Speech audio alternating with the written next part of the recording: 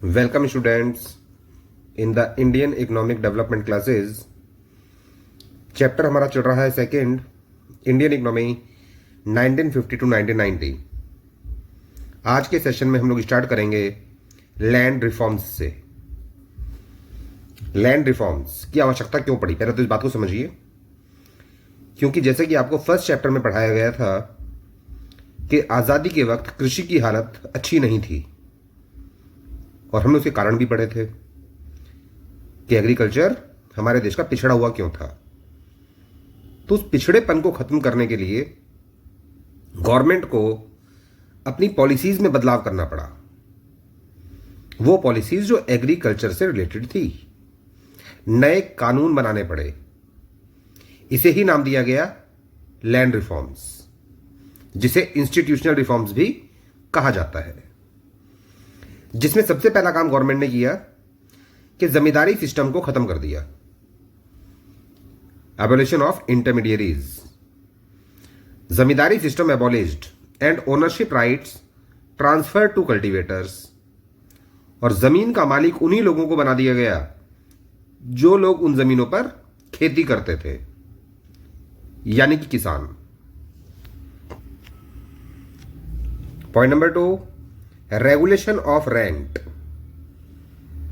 जब कोई व्यक्ति अपनी जमीन किराए पर देता है किसी भी किसान को, तो पहले वो उससे मनचाहा किराया वसूल करता था, उसकी फसल के रूप में या कैश फॉर्म में। अब गवर्नमेंट ने कानून बना दिया कि अगर आप किसी भी व्यक्ति को अपनी जमीन दे रहे हो खेती करने के लिए, तो फसल का 1/3 की जो भी वैल्यू होगी उससे ज्यादा रेंट आप उससे वसूल नहीं कर सकते। To put an end to excessive and illegal extortions from the cultivators, ताकि किसानों से जो पैसों की उगाही की जाती थी वो भी गैर कानूनी तरीके से, और वो भी जरूरत से ज्यादा वसूली की जाती थी। रेंट्स हैव बीन फिक्स्ड, अब किराया फिक्स कर दिया गया, which can not exceed 1/3 of the value of crop, यानी फसल की कीमत का 1/3। इससे ज्यादा नहीं हो सकता किराया, इससे कम किया जा सकता है। Number 3, consolidation of holdings. किसान की जो जमीनें बिखरी हुई थी, यानी कि एक जमीन का टुकड़ा यहां और एक टुकड़ा कहीं और, ऐसे किसानों से उनकी सारी जमीनें वापस ले ली गई और उनको वापस जमीनें बांटी गई एक ही जगह पर। जमीनें जो वापस मिली वो उपजाऊ शक्ति के आधार पर दी गई। जैसे कि अगर हमने किसी किसान से जमीन ली जो ज्यादा उपजाऊ नहीं थी, तो उसे जब दोबारा जमीन मिली और जो जमीन मिली मान लीजिए कि वो उपजाऊ है, तो उसे फिर हमने कम जमीन दी। और अगर किसी किसान के पास पहले जमीन जो थी वो बहुत ज्यादा उपजाऊ थी और अब उसे जो गवर्नमेंट जमीन दे रही है, मान लीजिए वो जमीन कम उपजाऊ है, तो उसे जमीन थोड़ी ज्यादा दी जाएगी ताकि किसान को फसल का नुकसान ना हो। यही कहलाता है consolidation of holdings. Consolidation is a practice to allot land to the farmer at one place as a replacement for his scattered holdings here and there. It saves the cost of cultivation. इससे किसान की लागत बचती है खेती करने की, अर्थात वो कम से कम इनपुट्स में, कम से कम लागत में ज्यादा फसल पैदा कर सकता है। नेक्स्ट पॉइंट नंबर 4,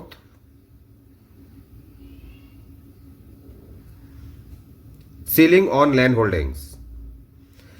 जिन लोगों के पास जरूरत से ज्यादा जमीनें थी, बहुत ज्यादा, क्योंकि ऐसे लोग तो कुछ थे जमींदार खासकर, उनकी जमीनें सरकार ने अपने कब्जे में ले ली, उनका अधिकार कर दिया उस जमीन से खत्म, और वही जमीन लैंडलेस लेबरर्स को दी गई, या छोटे मोटे किसान जो थे जिनके पास बहुत कम जमीन थी।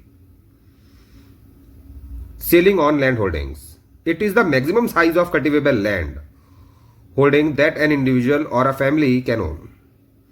यानी कि यहां पर सरकार ने एक मैक्सिमम लिमिट तय कर दी कि एक किसान के पास मैक्सिमम साइज जमीन का क्या हो सकता है, या एक परिवार के पास कितनी जमीन हो सकती है।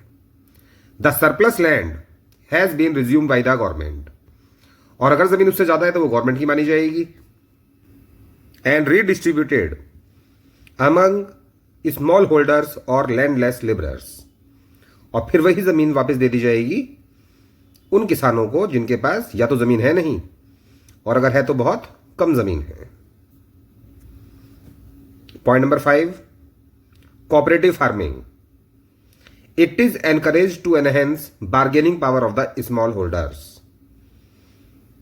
पहले तो ये समझिए कोऑपरेटिव फार्मिंग होती है जब बहुत सारे किसान अपने फायदे के लिए एकजुट हो जाते हैं और एक साथ मिलकर खेती करते हैं, यानी कि उन किसानों के लिए जो इनपुट्स खरीदे जाएंगे, जो बीज खरीदे जाएंगे, जो खाद खरीदी जाएगी, वो एक साथ खरीदी जाएगी ताकि सभी किसानों को वो सस्ती पड़ सके।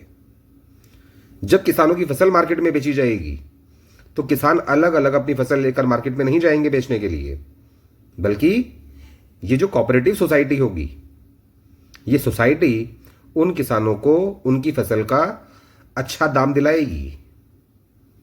तो ये कोऑपरेटिव फार्मिंग किसानों की बार्गेनिंग पावर बढ़ा देती है, क्योंकि एक अकेला किसान मोल भाव नहीं कर सकता, लेकिन ये सोसाइटी किसानों की ओर से जब एक साथ सभी की फसल बेचेगी तो मोल भाव कर सकती है बड़ी बड़ी कंपनीज के साथ। Together they can buy inputs at a lower price. किसान एक साथ मिलकर जब इनपुट्स खरीदेंगे तो वो भी उनको सस्ते पड़ेंगे, and sell their produce at a higher price, और फसल बेचेंगे अपनी महंगे दाम पर, जिससे किसानों को फायदा होगा। और देश में किसानों को फायदा पहुंचाना जरूरी था उस समय पर, और अभी भी जरूरी है, क्योंकि हमारे देश में सबसे अधिक रोजगार लोग इसी क्षेत्र में पाते हैं। इसलिए गवर्नमेंट को लैंड रिफॉर्म्स लागू करने थे। Next, partial implementation of land reforms. Government ने तो लागू किए लैंड रिफॉर्म्स, लेकिन ये ठीक से लागू हो नहीं पाए। इसके पीछे क्या कारण रहे? It was partially implemented. These were only effectively introduced only in the states of West Bengal and Kerala. केवल 2 ही स्टेट्स थे, वेस्ट बंगाल और केरला। नाम इंपॉर्टेंट है, ध्यान रखिएगा। केवल यही 2 राज्य ऐसे थे जहां पर ठीक से लैंड रिफॉर्म्स लागू किए जा सके। स्टेट तो भारत में बहुत सारे हैं, लेकिन लागू ढंग से हुए केवल 2 ही स्टेट में। इट इज ओनली प्रोपेगेटेड, केवल हल्ला मचा कि हाँ भाई गवर्नमेंट ने लैंड रिफॉर्म्स लागू कर दी हैं, अब किसानों का भला हो जाएगा। केवल हल्ला मचा, किसानों को जो फायदा मिलना चाहिए था वो नहीं मिला। The reasons are as follows, कारण उसके नीचे बता रखे हैं। पहला कारण, zamindars evict the tenants to show themselves as cultivator. क्योंकि गवर्नमेंट ने डिक्लेयर कर दिया था कि जिस जमीन पर जो इंसान खेती कर रहा होगा वो जमीन उसी किसान की मानी जाएगी और वो उसका मालिक बन जाएगा। तो जमींदारों ने क्या किया, यहां पर किसानों को बेदखल कर दिया, उनको वहां से भगा दिया, और सरकार के सामने ये शो कर दिया कि जिस जमीन पर फसल पैदा हुई है वो फसल हमने ही पैदा की है, क्योंकि यहां पर हम ही खेती करते हैं, जिसकी वजह से गवर्नमेंट को जमीन उनके नाम पे करनी पड़ी। फिर number 2, the landlords challenge the land ceiling legislation in court. और जिन जमींदारों के पास जरूरत से ज्यादा जमीनें थी, जिनको डर था कि उनकी जमीनें अब सरकार छीन लेगी, उन्होंने सरकार के इस कानून को कोर्ट में चुनौती दी कि सरकार ऐसे कैसे कर सकती है। Which gives them time, case करने से उनको थोड़ा समय मिल गया, to register the land to their relatives and friends. और इस दौरान उन्होंने क्या किया, जमीनों को नाम कर दिया अपने रिश्तेदारों के नाम पर, अपने दोस्तों के नाम पर, ताकि सरकार को यह दिखाई दे क्योंकि जमींदार के पास तो जमीन जितनी भी है वो लिमिट के अंदर ही है, और फिर जमीन उसकी गवर्नमेंट सील नहीं कर पाई, यानी सीलिंग ऑफ लैंड के अंतर्गत उसकी जमीन बच गई, क्योंकि उसने जमीन अपने रिश्तेदारों के नाम पर ट्रांसफर कर दी। और वो केवल नाम पर ट्रांसफर हुई थी, बेची थोड़ी गई थी। अगर फॉर एग्जाम्पल मैंने अपनी कुछ जमीनें अपने रिश्तेदारों के नाम पे ट्रांसफर कर दी और उनको बोल दिया कि भाई केवल तुम्हारे नाम पे कर रहा हूं, जमीन तो मेरी ही रहेगी, केवल नाम आपका चलेगा बस, तो बहुत से रिश्तेदार ऐसे होते हैं उन्हें इस चीज में कोई ऑब्जेक्शन नहीं होता, जिनके पास खासकर जमीनें बहुत कम होती हैं, और इसके लिए उन्हें भी थोड़ा बहुत पैसा प्रोवाइड कर दिया जाएगा। तो यही काम किया लैंडलॉर्ड्स ने, थोड़ा बहुत पैसा उन्हें खिलाकर अपने रिश्तेदारों को, और उनके नाम पर जमीन लिख दी ताकि सरकार से उस जमीन को बचाया जा सके, जिसकी वजह से लैंड रिफॉर्म्स पार्शियल इंप्लीमेंट ही हो पाए। जिस तरीके से इंप्लीमेंट होने चाहिए थे वो हो नहीं पाए। Next topic is technical reforms. अभी जो हमने पढ़ा था वो था इंस्टीट्यूशनल रिफॉर्म्स। अब पढ़ेंगे टेक्निकल रिफॉर्म्स। एग्रीकल्चर में किस प्रकार के टेक्निकल चीजों को अपनाया गया ताकि कृषि को विकसित किया जा सके। इसे कहा जाता है न्यू एग्रीकल्चरल स्ट्रेटेजी, जहां पर हम लोग पढ़ेंगे elements of high yielding variety technology के बारे में। Point number 1, use of HYV seeds, high yielding variety seeds, यानी कि ऐसे बीज जिनको बोने से फसल बहुत ज्यादा अच्छी पैदा होती है। ये 6 किस्म के बीज थे और ये शुरुआत हुई थी इसकी 1965। ईयर रखिएगा, ईयर इंपॉर्टेंट है। HYV seeds specially relating to wheat, bajra, rice, maize, jowar and cotton, और खासकर गेहूं, बाजरा, चावल, मक्का, ज्वार और कपास, इनके जो बीज थे have led to substantial rise in crop productivity, यानी कि अच्छे किस्म के बीज लगाने से इन फसलों की पैदावार बढ़ गई। The breakthrough is popularly known as green revolution, और ये जो अचानक पैदावार बढ़ी देश के अंदर 60 और 70 के दशक के बीच, इसे ही नाम दिया गया हरित क्रांति, green revolution. Point number 2, use of chemical fertilisers. किसानों को राय दी गई कि अपने खेतों में केमिकल फर्टिलाइजर्स यूज करें, यानी कि एक प्रकार की खाद होती है ये यूरिया, जिससे कि फसल ज्यादा अच्छी पैदा हो सकती है। It is use to increase in productivity, इसे इस्तेमाल किया गया खाद को ताकि पर हेक्टेयर प्रोडक्शन बढ़ जाए, दैट मीन्स प्रोडक्टिविटी इंक्रीज हो। इन 2018-19 नियरली 272.28 लाख टन यूज्ड। 2018-19 के बीच 272.28 लाख टन खाद इस्तेमाल हुई थी हमारे देश में, यानी कि इंडिया में। नंबर 3,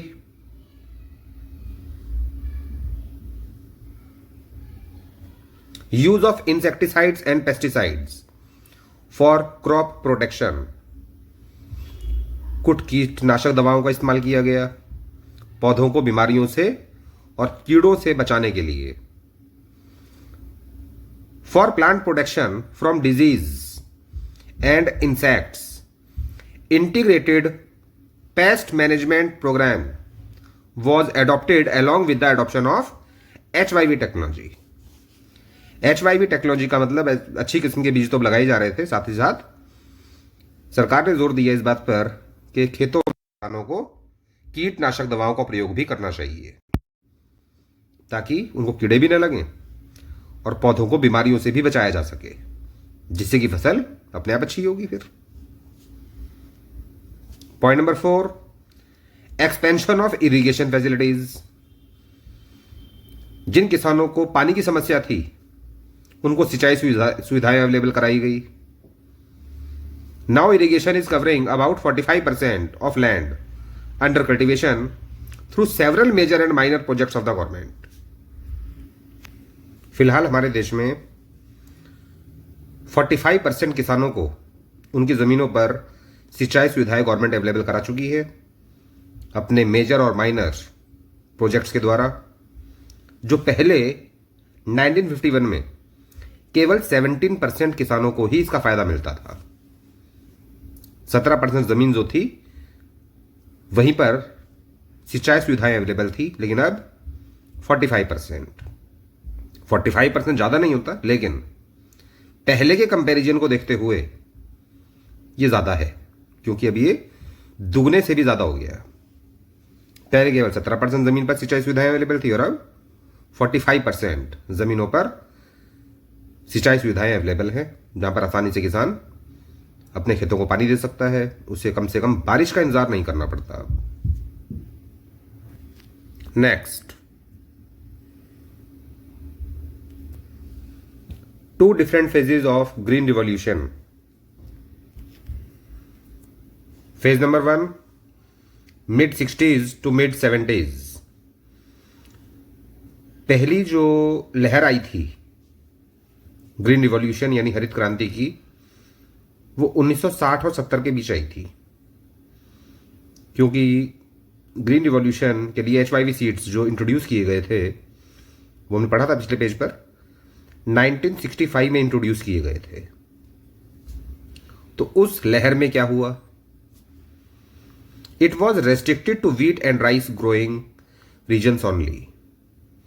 ग्रीन रिवॉल्यूशन केवल हमें देखने को मिला उन क्षेत्रों में जहां पर गेहूं और चावल की ही खेती की जाती है केवल। That is only in Punjab, Andhra Pradesh and Tamil Nadu.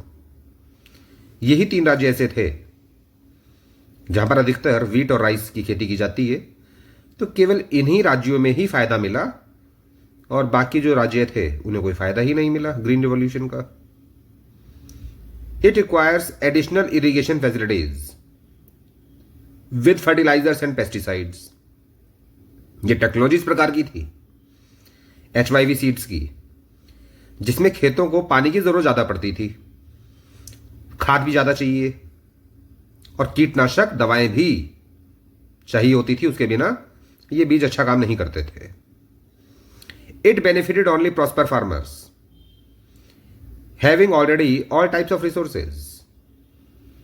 तो इस टेक्नोलॉजी का फायदा उन्हीं किसानों को मिला जो पहले से ही समृद्ध थे, जिनके पास पहले ही कोई कमी नहीं थी, अमीर किसान जो थे। क्योंकि गरीब किसान तो इन चीजों को खरीदने के लायक ही नहीं था कि वो महंगे बीज खरीद सके, और बीज भी अगर खरीद लिए तो फिर फर्टिलाइजर्स, खाद पर पैसा खर्च करे, कीटनाशक दवाओं पर पैसा खर्च करे, इरिगेशन फैसिलिटीज, सिंचाई सुविधाओं पर पैसा खर्च करे, ट्यूबवेल लगवाए। और ऐसी हालत किसान की थी नहीं, जिसकी वजह से किसानों को वो फायदा नहीं मिला जो मिलना चाहिए था। केवल 3 राज्यों में ही इसका फायदा मिला, और वो भी अमीर किसानों को मिला। गरीब किसान जहां था वो वहीं का वहीं रह गया। दूसरी लहर आई mid 70s to mid 80s के बीच, 70 और 80 के दशक के बीच, 1970 to 1980। In this phase it spreads over more areas and crops. इस लहर में केवल 3 राज्य ही नहीं बल्कि ज्यादा राज्यों में फसल ज्यादा पैदा होने लगी, और ये फसल केवल गेहूं और चावल तक ही सीमित नहीं रही, बल्कि बाजरा, मक्का, ये फसलें भी पहले से ज्यादा पैदा होने लगी। During this phase government provides credit at concessional rates to small farmers. इस लहर में सरकार ने गरीब किसानों की मुसीबत को देखते हुए उनको लोन प्रोवाइड कराया, वो भी कंसेशनल रेट पर, ताकि किसानों को कम इंटरेस्ट पे करना पड़े लोन पर। And fertilisers and pesticides at subsidised rates. और जो खाद है और कीटनाशक दवाएं हैं वो उनको सस्ती प्रोवाइड कराई गई, यानी कि उन पर किसानों को दी गई सब्सिडी, यानी कि सरकार की तरफ से नगद आर्थिक सहायता, जिसे कहा जाता है अनुदान। As a result small farmers benefited, जिसकी वजह से छोटे किसानों को भी अब हरित क्रांति का फायदा मिलने लगा। नेक्स्ट,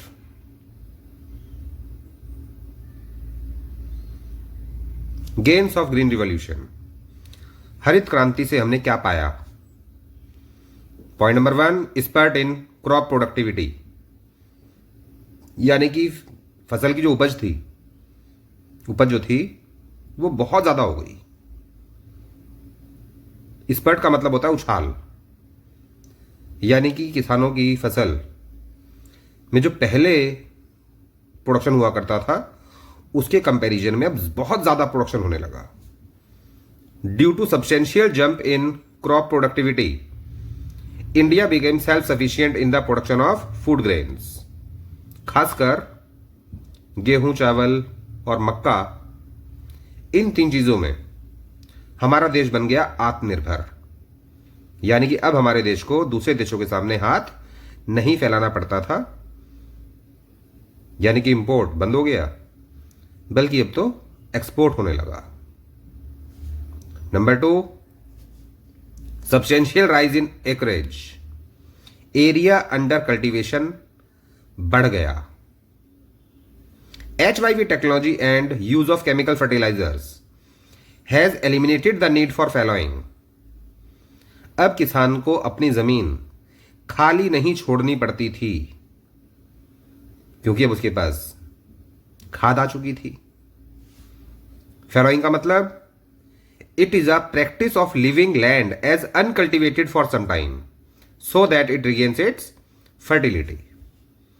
पहले किसान को एक फसल पैदा करने के बाद और दूसरी फसल लगाने से पहले अपनी जमीन कुछ समय के लिए खाली छोड़नी पड़ती थी, ताकि उस जमीन की जो उपजाऊ शक्ति चली गई है वो वापस गेन हो जाए। लेकिन ग्रीन रिवॉल्यूशन के अंतर्गत जब किसान ने खाद का प्रयोग शुरू किया तो उसे अब जमीन खाली छोड़ने की जरूरत नहीं पड़ती थी, जिसकी वजह से ये कहा जा सकता है कि एरिया अंडर कल्टीवेशन बढ़ गया। अर्थात पहले जितनी भूमि पर खेती होती थी अब उससे ज्यादा होने लगी एरिया वाइज ज्यादा बढ़ने का मतलब जमीन बढ़ गई थी ऐसा नहीं है, जमीन तो उतनी की उतनी ही थी, लेकिन अब जमीन को खाली नहीं छोड़ना पड़ता था, जिसकी वजह से किसान ज्यादा फसल पैदा कर पा रहा था। Number 3, shift from subsistence farming to commercial farming. पहले किसान खेती किया करता था केवल अपने परिवार का गुजारा करने के लिए, लेकिन ग्रीन रिवॉल्यूशन की वजह से अब वो खेती को देखने लगा एक बिजनेस के नजरिए से कि ये तो पैसा कमाने का अच्छा जरिया है। A substantial rise in output has started generated marketable surplus. जब आउटपुट बढ़ गया किसान का, अर्थात ज्यादा फसल पैदा होने लगी, तो किसान के पास अब फसल बचने लगी मार्केट में बेचने के लिए। और जो फसल किसान के पास बच जाती है जिसे कि वो मार्केट में बेच सकता है, वही कहलाता है marketable surplus. Marketable surplus is equal to output of wheat minus on farm consumption of wheat or consumption of wheat by the farmer's family during the year।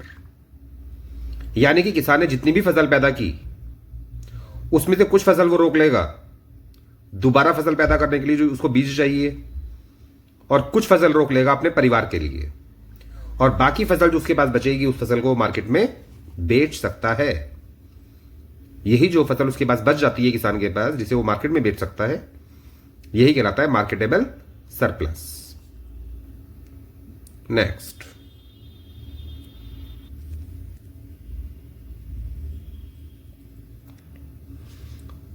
Point is point number 4, change in farmers outlook.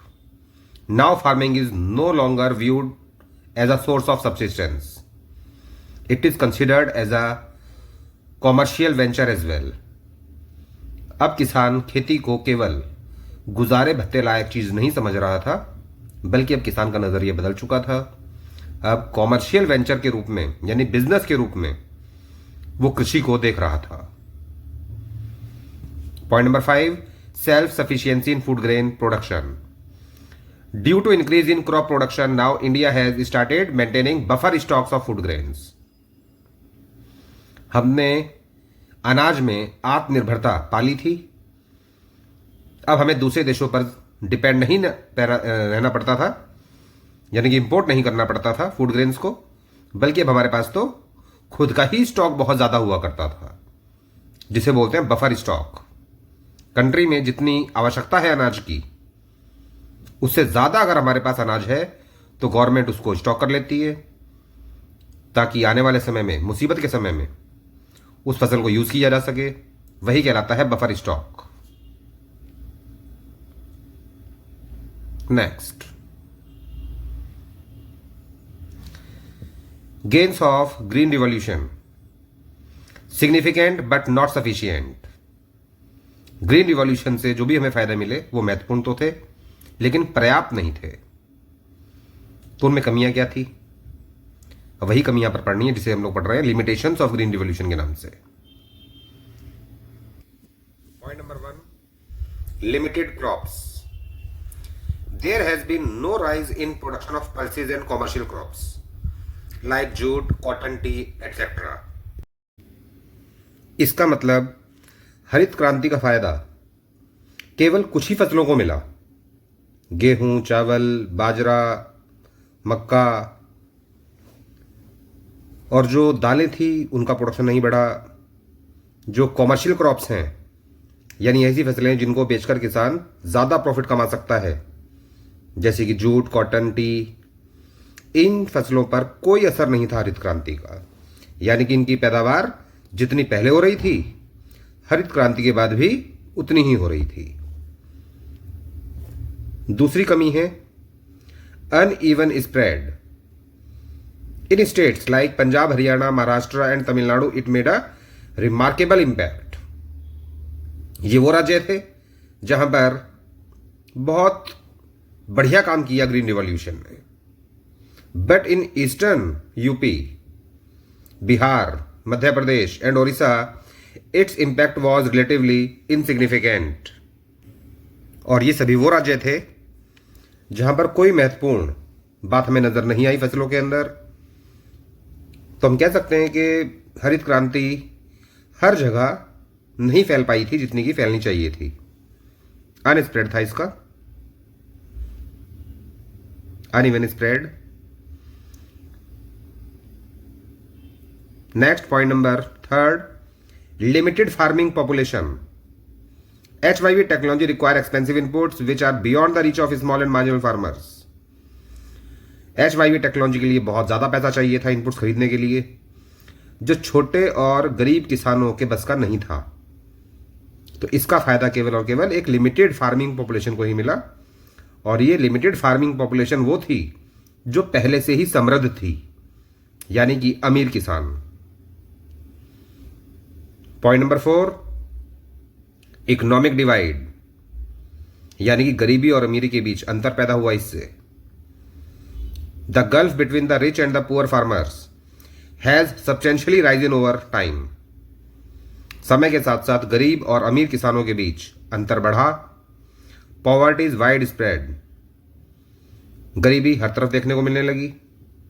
And इनडेप्टनेस is extremely high, और अधिकतर किसान जो गरीब थे बेचारे, वो कर्जे के नीचे दब गए, उनके ऊपर हो गया लोन बहुत ज्यादा। Loan waivers are frequently offered, yet suicides among the farmers are emerging to be a serious challenge. फिलहाल भी लोन देने वाले कम नहीं है, लोन खूब मिल रहा है जगह जगह किसानों को, लेकिन उसके बावजूद भी किसान को आत्महत्या तक करनी पड़ रही है, क्योंकि किसान लोन तो ले लेता है, लेकिन जब उसे चुकाने की बारी आती है तो वो चुका नहीं पाता, जिसकी वजह से अभी भी हमारे देश में बहुत से किसान कर्जे की वजह से आत्महत्या कर लेते हैं। नेक्स्ट,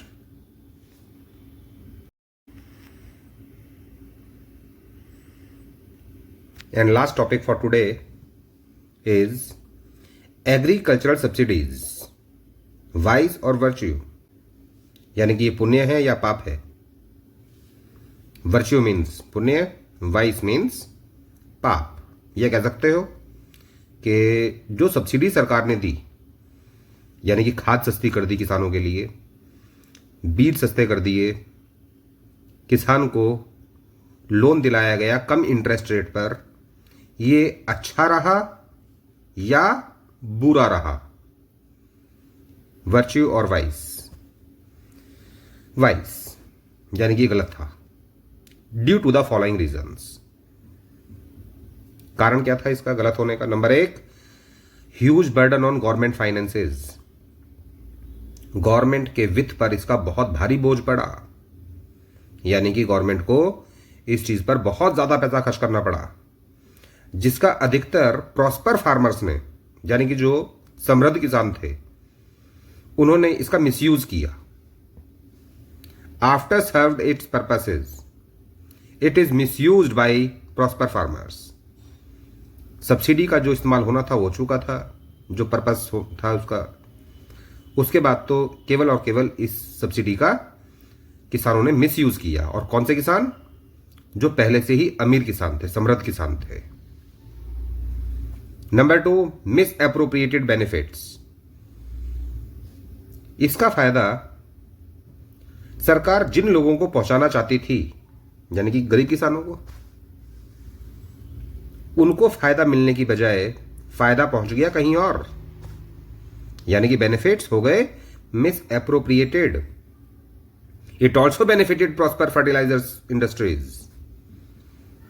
जो फर्टिलाइजर इंडस्ट्रीज थी, उनको इसका मेन फायदा मिला। किसान अमीर हुआ कि नहीं हुआ, लेकिन खाद इतनी बिकी कि फर्टिलाइजर्स इंडस्ट्रीज जो थी देश में, उन्होंने खूब पैसा कमाया। And number 3, wasteful consumption.